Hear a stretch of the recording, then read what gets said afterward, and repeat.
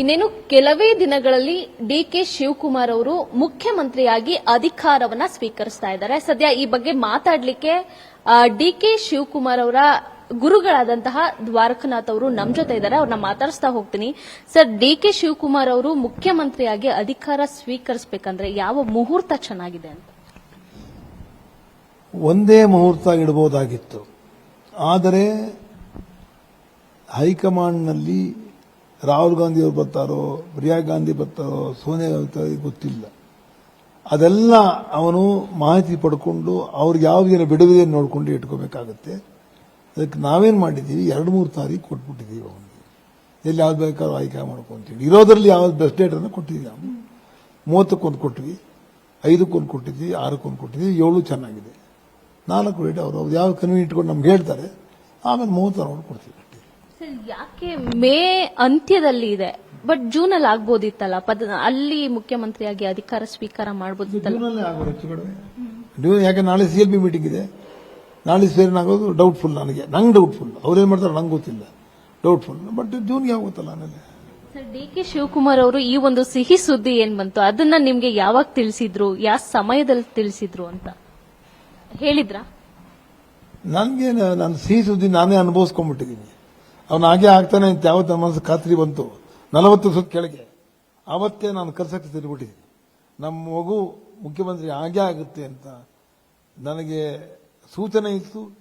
ನಂಗೆ ಹೇಳೋ ಧೈರ್ಯ ಇತ್ತು, ಅಷ್ಟೇ ಬದ್ಧತೆ ಇತ್ತು, ಅಷ್ಟೇ ನನ್ನ ದೇವರ ಪ್ರಾರ್ಥನೆನೂ ಇತ್ತು, ಅವರ ಅಪ್ಪ ಅಮ್ಮನ ಆಶೀರ್ವಾದನೂ ಇತ್ತು. ಎಲ್ಲ ಒಟ್ಟಾರೆ ಸೇರಿ ಅವನಾಗಿರೋದು ನನಗೆ ಗೊತ್ತಿತ್ತು, ಆಗ್ತಾನೆ ಅಂತ ನನಗೆ ಗೊತ್ತಿತ್ತು. ಮಧ್ಯ ಈ ಆಗೋಗುಳಿಗೆ ಅದಕ್ಕೆಲ್ಲ ನಾವು ತಲೆ ಕೊಡಬಾರ್ದು. ಗುರಿ ಮುಟ್ಬೇಕೆ ಹೊರತುನುವೆ ಆಗೋಗ ನೆನೆಸ್ಕೋಬಾರ್ದು. ಯಾವುದು ನಮಗೆ ಕಡೆಯಲ್ಲಿ ಏನು ಸಿಗುತ್ತೆ ಅದನ್ನು ಅನುಭವಿಸಿ ನಮ್ಮ ಜೊತೆ ಬೇರೆಯವರು ನಮ್ಮ ಒಳ್ಳೆಯದನ್ನು ಹಂಚಿಕೊಂಡು ಬಾಳಿದ್ರೆ ಮಾತ್ರವೇ ಜೀವನವಾಗುತ್ತೆ. ನಂಗೆ ಗೊತ್ತಿದ್ರಿಂದ ನಾನು ದಿನಾನು ಸ್ವೀಟ್ ತಿಂದಂಗೆ ಆಗ್ತಾ ಇದ್ದೇನೆ. ಡಿಕೆ ಶಿವಕುಮಾರ್ ಅವರು ಕಾಂಗ್ರೆಸ್ ಪಕ್ಷವನ್ನ ಕಟ್ಟೋದಕ್ಕೆ ಎಷ್ಟು ಕಷ್ಟಪಟ್ಟರು ಅಷ್ಟೇ ಸಿಎಂ ಆಗೋದಕ್ಕೂ ಕೂಡ ಕಷ್ಟಪಟ್ಟಿದ್ದಾರೆ. ಇದ್ರ ಬಗ್ಗೆ ಏನು ಹೇಳ್ತೀವಿ? 2 ಮಾತಲ್ಲಿ ನಾನು 2 ಮಾತು ಹೇಳಲೇಬೇಕಲ್ಲಿ. 8 ವರ್ಷಗಳ ಕಾಲ ಸಾಮಾನ್ಯ ಒಬ್ಬ ಸಮಾಜ ಸೇವಕನಾಗಿ, ಪಕ್ಷ ಸೇವಕನಾಗಿ ಕೆಲಸ ಮಾಡಿ ಇಷ್ಟು ದೂರ ಬಂದಿದ್ದಾನೆ. ಸಣ್ಣ ಜರ್ನಿ ಅಲ್ಲ, very long journey to this.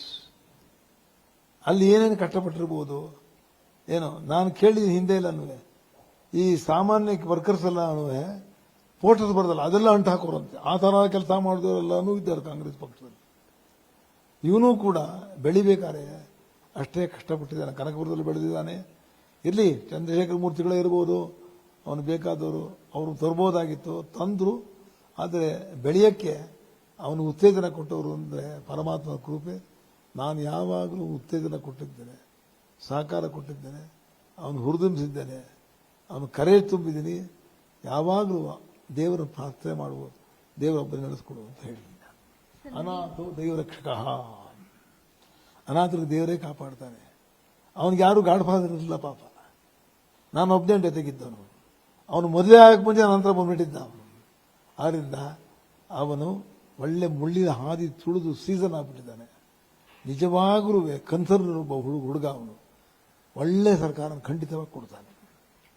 Sir, DK Shivakumar ಅವರು ನಿಮ್ಗೆ ಹಲವು ವರ್ಷಗಳಿಂದ ಗೊತ್ತು. ನೀವು ಕಂಡಂತೆ ಡಿಕೆ ಶಿವಕುಮಾರ್ ಹೇಗೆ ಅಂತ? ನೋಡಕ್ಕೆ ನಿಮಗೆ ಕೆಲವರು ನೋಡಕ್ಕೆ ತುಂಬಾ ಬಿಗಿಯಾಗಿ ಕಾಣ್ತಾರೆ, ಹೃದಯ ಚೆನ್ನಾಗಿರುತ್ತೆ. ಅವನದು, ನಮ್ಮ ಶಿವಕುಮಾರ್ ಹೃದಯ ಒಂದು ಕಮಲದ ಹೂವಿದ್ದಾಗೆ. ಕಮಲದ ಹೂವಿನ ಮೇಲೆ ಒಂದು ಮಲ್ಲಿಗೆ ಹೂವು ಎಷ್ಟು ಚೆನ್ನಾಗಿ ವಾಸನೆ ಇರುತ್ತೆ, ಅದು ಹೇಗೆ ಕಾಣುತ್ತೋ ಹಾಗೆ ಅಂತ ಹೃದಯ ಒಂದು. ಹೃದಯಪೂರ್ವಕವಾಗಿ ಯಾರಿಗೇನು ಕೆಲಸ ಮಾಡಿಕೊಡ್ತಕ್ಕಂಥ ವ್ಯಕ್ತಿ ಅವನು. ಏನೇನೋ ಅವನ ಹೆಸರಿಗೆ ಏನೇನೋ ಬ್ರ್ಯಾಂಡೆಲ್ಲ ಅಂಟಿಸ್ತಾರೆ, ಅದು ಇದು ಎಲ್ಲ ನಾನೆಲ್ಲ ಒಪ್ಪೋದಿಲ್ಲ. ನನ್ನ ಕಣ್ಣಿಗೆ ಅವನು ಒಳ್ಳೆಯ ಹುಡುಗ, ಕೆಲಸ ಮಾಡ್ತಕ್ಕಂಥವ್ನು. 24 ಗಂಟೆ ಕೆಲಸ ಮಾಡ್ತಾನೆ, ನಿದ್ರೆಗೆಡ್ತಾನೆ.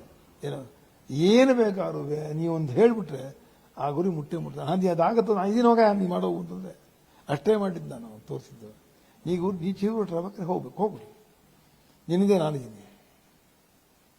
ನೀ ಗುರಿ ಮುಟ್ಟಕ್ಕೆ ಹಿಂದೆ ಗುರುಗಳಿದ್ದಾರೆ, ನಿಂಗೇನು ಬೇಕು ಅದಕ್ಕೆ ಮಾಡು, ಮುಂದಕ್ಕೆ ಹೋಗು. ಆದರೆ ಗುರಿ ಮುಟ್ಟಕ್ಕೆ ಮನುಷ್ಯರು ಸಿಕ್ಕೋ ತುಂಬ ಕಷ್ಟ. 24 ಗಂಟೆ ಕೆಲಸ ಮಾಡೋದು ಸಿಕ್ಕೋದು ಕಷ್ಟ. ರಾತ್ರಿ ನಿದ್ದೆನೂ ಕೆಡ್ತಾನೆ, ರಾತ್ರಿ ನಿದ್ದೆನೇ ಮಾಡಲ್ಲ ಅವನು. ನೀವು ನೋಡಿ ಅವನು. ಆಮೇಲೆ ಮನೆ ಮಠ ಅವನೇನು ಸೇರೋದಿಲ್ಲ, ಯಾವ ಗೆದ್ದು ಹೇಳ್ತಾನೋ ಯಾವ ಬರ್ತಾನೋ ಪರಮಾತ್ಮನಿಗೆ ಗೊತ್ತು. ಅದರಿಂದ ಅಷ್ಟೊಂದು ಪೂರ್ತಿ ತನ್ನ ಸಮಯವನ್ನ ಈ ರಾಷ್ಟ್ರಕ್ಕೆ ರಾಜ್ಯಕ್ಕೆ ಕೊಟ್ಟಿದ್ದಾನೆ ಅಂತಂದ್ರೆ ಅವನಿಗೆ ಇದೊಂದು ಹುದ್ದೆ ಸಿಕ್ಕಿರೋದು ನನ್ನ ಪ್ರಕಾರ ತುಂಬಾ ಕಡಿಮೆನೇ ಅಂತಾನೆ ಹೇಳ್ತೀನಿ. ಅವನ ಪಟ್ಟ ಶ್ರಮಕ್ಕೆ, ಅವನ ತ್ಯಾಗಕ್ಕೆ ಇದಾಗಲೇ ಸಿಗಬೇಕಾಗಿತ್ತು. ಆದ್ರ ಕಡೆಗೆ ವಿಳಂಬ ಅದು ಸಿಕ್ತಲ್ಲ. ನಿಮ್ಗೆ ಹೇಳ್ತಾರಲ್ಲ, ನಾಟ್ ಡಿನೈಡ್, ಓನ್ಲಿ ಡಿಲೇಡ್. ಯಾಕೆ ಇಷ್ಟೊಂದು ಡಿಲೇ ಆಯ್ತು ಅಂತ ಅವ್ರ ಜಾತಕದ ಪ್ರಕಾರ ಹೇಳಿ. ಇಲ್ಲಮ್ಮ, ಡಿಲೇ ಅಂತಂದ್ರೆ ಯಾವಾಗ ಏನಾಗುತ್ತೆ ಅಂತಂದ್ರೆ ಗ್ರಹಗಳು ಚೆನ್ನಾಗಿ ಬಂದ್ರು ಕೆಲವೊಮ್ಮೆ ಶನಿ ಬಂದ್ ಕೂಡಲೇ ಕೊಡ್ತಾನೆ, ಇಲ್ಲ ಹೋಗುವಾಗ ಕೊಡ್ತಾನೆ, ಹೋಗುವಾಗ ಕೊಡ್ತಾ ಇದ್ದಾನೆ ಅಷ್ಟೇ. ಸರ್, ಅವರು ಮೊಮ್ಮಗಳು ಬಂದಂತಹ ಕ್ಷಣ ಇದೆಯಲ್ಲ, ಅದು ಡಿ ಕೆ ಅವ್ರಿಗೆ ವರ ಅಂತ ಹೇಳ್ಬೋದು ಅಂತ ಜನಗಳು ಮಾತಾಡ್ತಿದ್ದಾರೆ. ಇದು ಎಷ್ಟರ ಮಟ್ಟಿಗೆ ಅಂತ ಏನು ಅನುಮಾನ ಬೇಡ ಅದರಲ್ಲಿ. ಅವರ ಮಗಳಿಗೆ ಹೆಣ್ಮಗು ಆಗಿದೆ, ಆಯ್ತಾ. ವರ ತಂದಿದ್ದಾಳೆ, ವರಮಹಾಲಕ್ಷ್ಮಿ ರಾಜಲಕ್ಷ್ಮಿ ರೂಪದ ಅವ್ರ ಮನೆಗೆ ಬಂದಿದ್ದಾಳೆ ಅಷ್ಟೇ, ಬೇರೆ ಏನು. ಮನುಷ್ಯನಿಗೆ ನೋಡಿ, ಒಂದು ಮರಕ್ಕೆ ಕೊಂಬೆ ರೆಂಬೆಗಳು ಎಲೆಗಳು ಬಿಟ್ಟ ಮೇಲೆ ಕಾಯಿ ಬಿಡೋದು, ಹಾಗೆ ಅವನ ಮಗಳು ಬೆಳೀತಾ ಇದ್ದಾಳೆ. ಮಗು ಬಂತು, ಈಗ ಇನ್ನೊಂದು ರೆಕ್ಕೆ ಪುಕ್ಕ ಎಲ್ಲ ಬಂತು.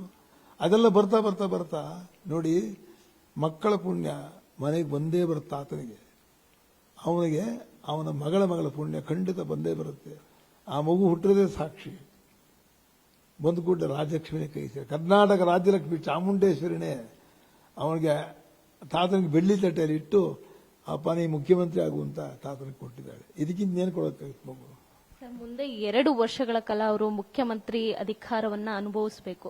ಈ ಒಂದು ಹಾದಿಯಲ್ಲಿ ಅವ್ರಿಗೆ ಯಾವ ರೀತಿ ಕಷ್ಟಗಳು ಬರುತ್ತೆ ಅಥವಾ ಸುಗಮ ಆಗುತ್ತಾ ಹೇಗೆ ಅಂತ? ನೋಡಮ್ಮ, ಕಷ್ಟ ಅಂತ ಹೇಳಿದ್ರೆ ಕಷ್ಟ ಬರುತ್ತೆ. ಕಷ್ಟವನ್ನು ಸುಖವಾಗಿ ನಾವು ಪರಿವರ್ತನೆ ಮಾಡ್ಕೋಬೇಕು. ಅದೇ ಮನುಷ್ಯನ ಬುದ್ಧಿ. ಅವನಿಗೆ ಪರಿವರ್ತನೆ ಗುಣಕ್ಕೆ ಮಾರ್ಗ ಇದೆ. ಏನು ಕಷ್ಟ ಬಂದು ನಂತರ ಬಂದೇ ಬರ್ತಾನೆ. ನನಗೊಂದು ಸಾಲ ಮಾಡೋಕ್ಕೆ ನನಗೆ ಬರ್ತದೆ, ಖಂಡಿತ ಸಾಲ ಮಾಡ್ಕೊಳ್ತೀವಿ, ಏನು ಬಂದು ಕೂಡ. ಆದರೆ ಈಗ ಎಲೆಕ್ಷನ್ ಕ್ಲೋಸ್ ಆಗಿ ಬಂದ್ಬಿಡ್ತೀವಿ, ತುಂಬ ದೊಡ್ಡ ಜವಾಬ್ದಾರಿ ಇದೆ. ಇವತ್ತು ಮುಖ್ಯಮಂತ್ರಿ ಆಗೋದು ಮುಖ್ಯ ಅಲ್ಲ. ಅವನು ಮುಖ್ಯಮಂತ್ರಿ ಫುಲ್ ಟೈಮು ಅಂತ ಅನ್ನಿಸ್ಕೋಬೇಕಾದ್ರೆ ಕೊಟ್ಟ ಕಾರ್ಯವನ್ನು ಮಾಡಿ ಪಕ್ಷನ ಮತ್ತೆ ಗೆಲ್ಲಿಸ್ಕೊಂಬಂದ ಅಂತ ಆಗಬೇಕಾದ್ರೆ ಮುಂದಿನ ಚುನಾವಣೆ ಗೆದ್ದು ತೋರಿಸಿದಾಗಲೇ ಅವನು ಫುಲ್ ಟೈಮ್ ಚೀಫ್ ಮಿನಿಸ್ಟರ್ ಅನ್ಸ್ಕೊಳ್ತಕ್ಕಂಥದ್ದು. ಇದು ಉಳಿದಿರೋ ಸಮಯ. ಇದು ಅಲ್ಲೇ ಕಾಂಗ್ರೆಸ್ ಸರ್ಕಾರ ಬಂದಿದೆ, 136 ಸೀಟ್ ಗೆದ್ದಿದ್ದಾರೆ. ಅಲ್ಲಿ ಸಿದ್ದರಾಮಯ್ಯ ಅವರು ಸೇರಣ ಆಯಿತು, 136 ಸೀಟು ಬಂದಿದ್ದು ಆಯಿತು, ಎಲ್ಲ ಆಗೋಯ್ತು. ಇದು ಪಾರ್ಟ್ ಪೀಸ್ ಉಳ್ಕೊಂಡಿದೆ ಅಷ್ಟೇ.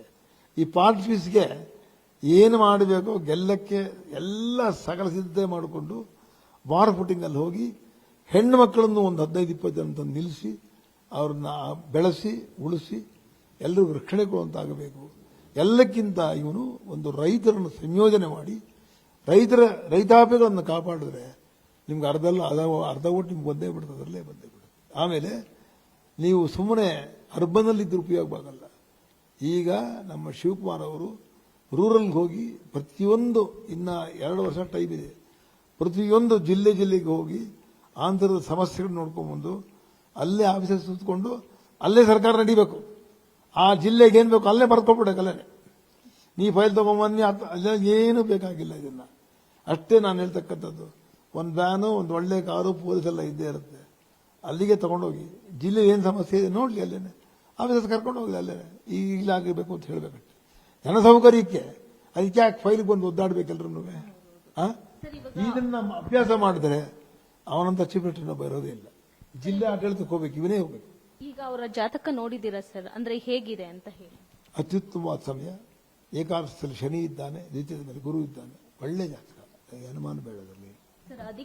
ಬೀಳಿಸಕ್ಕಾಗಲ್ಲ. ಈಗ ಅವನು ಅಧಿಕ ಮಾಸ ಅಂತ ಹೇಳ್ತಾರೆ. ಈ ಸಮಯದಲ್ಲಿ ಯಾರೂ ಕೂಡ ಅಷ್ಟು ಶುಭ ಕಾರ್ಯಗಳನ್ನ ಮಾಡೋದು ಕಡಿಮೆ. ಈ ಟೈಮಲ್ಲಿ ಅವರು ಅಧಿಕಾರ ಸ್ವೀಕಾರ ಮಾಡ್ತಾ ಇದ್ದಾರೆ. ಶುಭ ಕಾರ್ಯ ಅಂದ್ರೆ ಮದುವೆ ಮಾಡಬಾರ್ದು, ಮುಂಜಿ ಮಾಡಬಾರ್ದು, ಗೃಹಪ್ರವೇಶ ಮಾಡಬಾರ್ದು. ಅದು ಬಿಟ್ಟು ಅದು ಹೊಸಮನೆ ಕಟ್ಟಬಾರ್ದು, ಹೊಸಮನೆಗೆ ಪಾಯ ಹಾಕಬಾರ್ದು.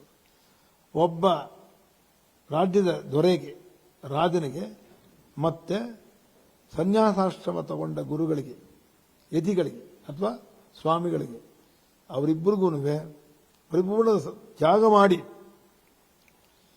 ಸನ್ಯಾಸ ದೀಕ್ಷೆ ಅಂತ ಪಡೆದು ಮಠದ ಗುರುಗಳಾದವರಿಗೆ, ರಾಜರಿಗೆ, ಅವರಿಗೆ ಏನೇನು ಇಲ್ಲ ಅನ್ನೋಕ್ಕೆ ಶುರು ಮಾಡಕ್ಕೆ ಹೇಳಿದ್ರೆ ಮರಣಾಶೌಚ ಇಲ್ಲ, ಜನನಾಶೌಚ ಇಲ್ಲ, ಅಧಿಕ ಮಾಸ ಲಯ ಮಾಸಗಳು ಅನ್ನೋದಿಲ್ಲ, ತಿಥಿವಾರ ನಕ್ಷತ್ರ ಇಲ್ಲ.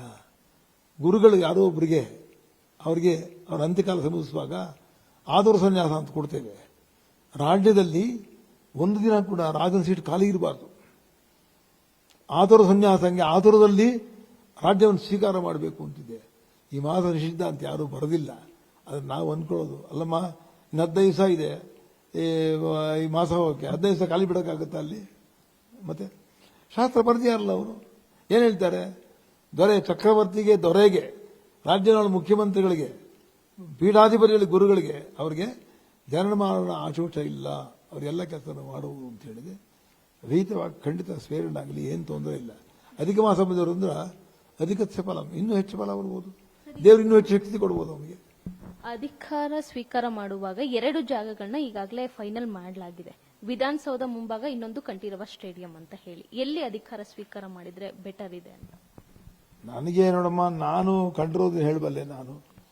ನಾನು ಅವರಿಗೆ ನಿಮ್ಮ ವಾಹಿನಿ ಮುಖಾಂತರ ಒಂದು ಸುದ್ದಿ ಕೊಡೋಕೆ ಇಷ್ಟಪಡ್ತೇನೆ. ಈಗ ಮಿಕ್ಕಿರೋದನ್ನು ಮಾತ್ರ ಮಾಡ್ತಾರೆ ಅವರು. 2 ವರ್ಷ ಮಿಕ್ಕಿರೋ ಸಿದ್ದರಾಮಯ್ಯವರಾಗಿ ಮಿಕ್ಕಿರೋದು. ಇದಕ್ಕೆ 11ನೇ ಮನೆಯಲ್ಲಿ ಶನಿ ಇರುವಾಗ ಯಾವುದನ್ನು ವೈಭವೀಕರಿಸಬಾರ್ದು. ಸರಳವಾಗಿ ಸುಂದರವಾಗಿರಬೇಕು ಹೊರತು ವೈಭವೀಕರಿಸಿ ಮಾಡಿ ದೊಡ್ಡದು ಮಾಡೋದಿಲ್ಲ, ಯಾರೂ ಮಾಡೋಲ್ಲ. 11ನೇ ಮನೆ ಶನಿ, 2 ಕೊಡೋಕೆ ಶನಿ. ಇಲ್ಲಿ ವೈಭವ ನೀವು ಎಲ್ಲ ನೋಡಿಬಿಟ್ರೆ ನಿಮ್ಮ ರಾಜಯೋಗನ ಕುಂಟುತ್ತೆ. 2ನೇ ಮನೆ ಗುರು ದೈವ ಪುಣ್ಯ ಲಯವಾಗಿಬಿಡುತ್ತೆ. ಆಮೇಲೆ ನಿಮಗೇನೆ ಗೊತ್ತಿದೆ, ವಿಧಾನಸೌಧದ ಮುಂದೆ ಮಾಡಿ ಸ್ಟ್ಯಾಂಪೇಡ್ ಆಗಿ ಏನಾಗಿ ಅಂತ ನಾನೇ ಹೇಳಬೇಕಾಗಿಲ್ಲ ನಿಮಗೆ.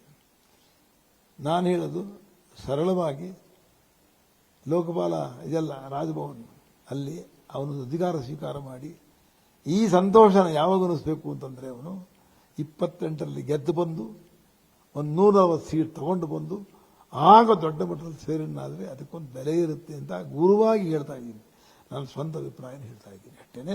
ಆದರೆ ಗಾಳಿ ವಿಶ್ಲೇಷಣೆ ಮಾಡಿದ್ರೆ ಸತ್ಯವಾದ ಮಾತು. ಉಳಿದರ ಕಾಲಕ್ಕೆ ಸುಮ್ಮನೆ ಚೇಂಜ್ ಓವರ್ ಅಷ್ಟೇ ತಾನೇ ಇದು. ಅವ್ರದ್ದೇ ಸರ್, ಕಾಂಗ್ರೆಸ್ ಸರ್ಕಾರದಲ್ಲಿ ಬೇರೆ ಸರ್ಕಾರ ಬಂದಿಲ್ವಲ್ಲ. ಬೇರೆ ಅನ್ಯಾವ್ದಾರು ಸರ್ಕಾರ ಬಂದಿದ್ರೆ ಹೇಳಬೇಕಾಗಿತ್ತು. ಕಾಂಗ್ರೆಸ್ ಸರ್ಕಾರನೇ ಇದರಿಂದ ಅತ್ಯಂತ ಸರಳವಾಗಿ ಮಾಡೋ ಜನ ಇಷ್ಟಪಡ್ತಾರಲ್ವಾ. ಅವನು ನನಗೆ ತುಂಬ ಸರಳವಾಗಿ, ತುಂಬ ಸಿಂಪಲ್ ಆಗಿರ್ಬೇಕು ಚೀಫ್ ಮಿನಿಸ್ಟರ್. ಯಾರು ವೈಭವೀತವನ್ನು ಮಾಡಿದ್ರೆ, ಯಾವುದನ್ನು ಇದು ಮಾಡಿದ್ರೆ ಮಾಡಬೇಕು. ನೋಡ್ತಾರೆ, ಟಿವಿ ಎಲ್ಲ ಮಂದಿಗೆ ನೋಡ್ತಾರೆ. ಜನಕ್ಕೆ ಇಷ್ಟ ಆಗೋದನ್ನು ಮಾಡಬೇಕು ಹೊರತು ನಾವೇನೋ ಅದನ್ನು ವೈಭವ ಪಡೋದಕ್ಕೆ ಅಗತ್ಯ ಇಲ್ಲ. ನಾನು ನನ್ನ ಗುರುವಾಗಿ ಹೇಳ್ತೀನಿ, ನಾನು ಅವನಿಗೆ ಅದನ್ನು 28ರಲ್ಲಿ ಸೀಟ್ ಅವನೇ ಗೆದ್ದು ಬಂದು ಅವನೇ ಆರಿಸಿ ಹುಡುಗಿ ಎಲ್ಲ ಗೆದ್ದು ಬಂದಾಗ 28ರಲ್ಲಿ ಅದ್ಧೂರಿಯಾಗಿ ಮಾಡೋಣ ಅಂತ ಹೇಳ್ತೀನಿ ನಾನು. ಇದಿಷ್ಟು ದ್ವಾರಕನಾಥ್ ಗುರೂಜಿ ಅವರ ಮಾತು. ಕ್ಯಾಮ್ರಾ ಪರ್ಸನ್ ಜಯಂತ್ ಜೊತೆ ಸುಚಿತಾ ನಿಂಗೇಗೌಡ, ಪವರ್ ಟಿವಿ, ಬೆಂಗಳೂರು.